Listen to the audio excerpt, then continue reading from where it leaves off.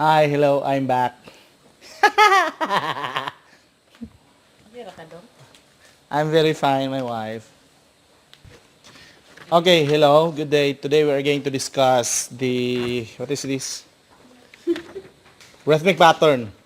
This is example, rhythmic and reading pattern or rhythmic reading activity number 15 to number 22.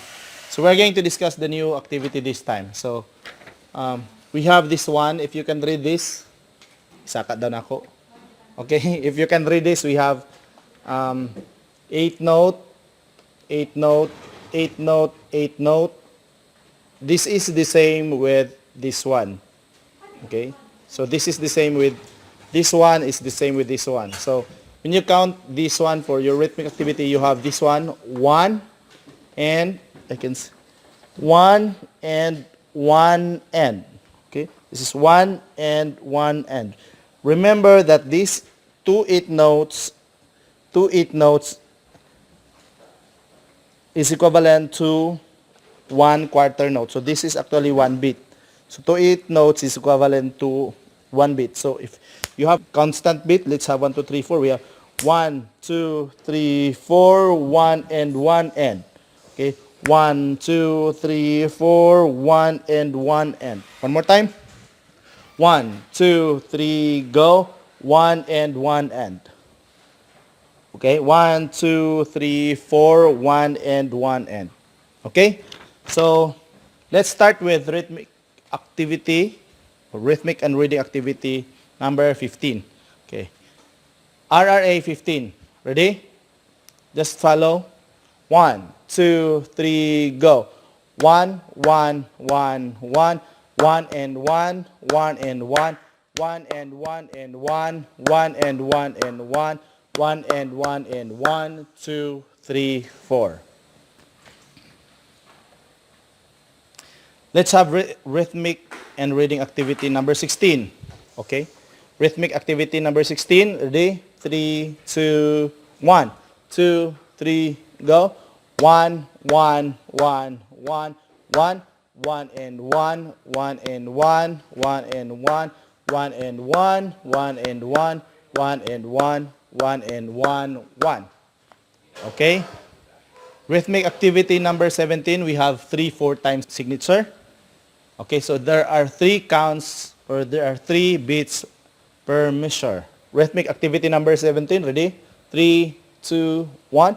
1, 2, 3, 1 and 1, 2, 1 and 1, 2, 1 and 1, 1 and 1, 2, 1, 1 and 1 and 1, 1, 2, 3. Okay, let's have rhythmic activity number 18. We have, let's go back to 4, 4. Okay, meaning there are 4 beats or 4 counts per measure. Ready?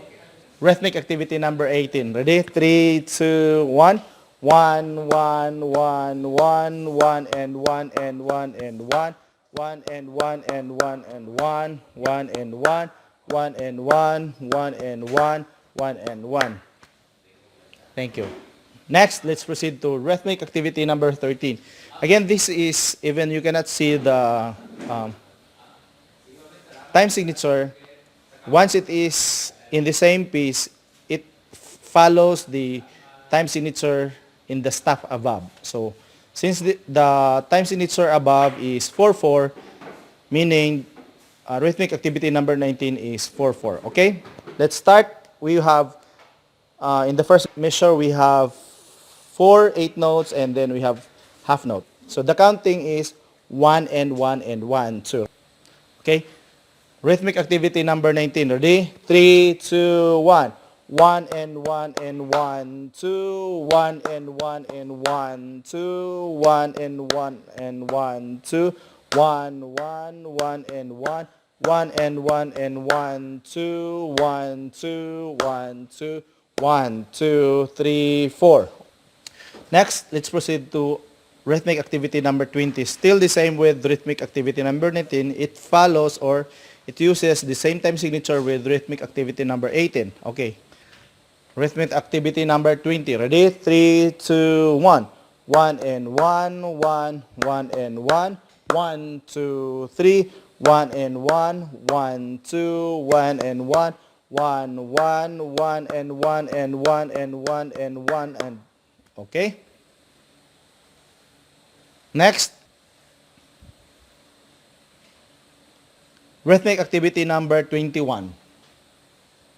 There are only 6 notes in the first measure. We have 2 eighth notes and then quarter note, 2 eighth note, 1 quarter note. Ready? 1, 2, 3, go. 1 and 1, 1 and 1, 1 and 1, 1 and 1, 1 and 1, 1 and 1, 1 and 1, 1 and 1. Okay? Let's proceed to rhythmic activity number 22. This is still 4/4 time signature. Ready? 3, go. 1 and 1, 2, 1, 1 and 1, 2, 1, 1 and 1, 2, 1, 1 and 1, 2, 1, 1 and 1, 2, 1, 1 and 1, 2, 1, 1, 2, 3, 4. Is it clear? So that is our rhythmic activity number 15 to number 22. Thank you for watching. See you next meeting.